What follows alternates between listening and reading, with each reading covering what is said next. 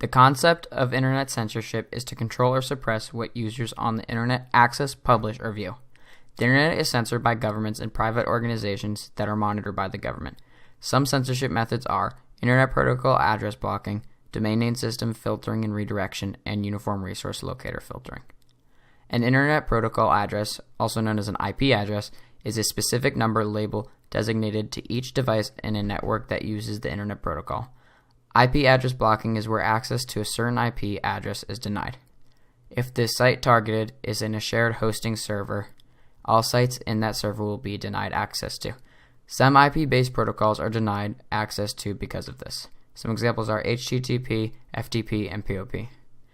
A domain name system, also known as DNS, is a phone book for the internet. They maintain domain names and translate them into IP addresses.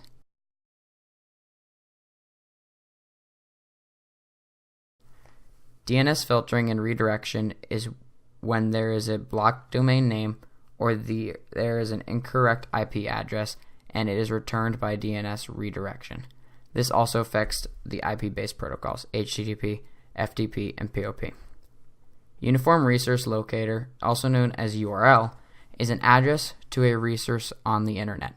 It is what you type in at the top of your internet browser every time you go to a website. For example, www.google.com.